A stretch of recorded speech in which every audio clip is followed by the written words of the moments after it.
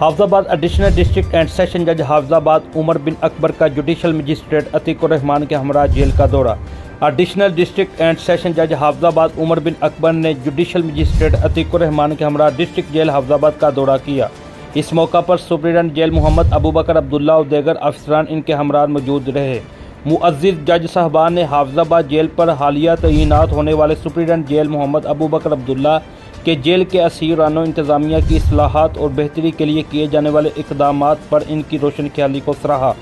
جج صاحبان نے جیل کی تمام بیرکوں کا دورہ کیا اور اسیران سے ان کے مسائل کے بارے میں دریافت کیا۔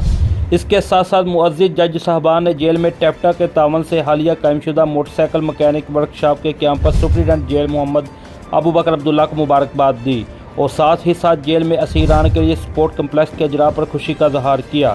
اس کے بعد جج صاحبان نے اسیران کے لیے قائم کچن، ہاسپٹل، 9 عمر وارڈز اور خواتین وارڈ کا بھی دورہ کیا۔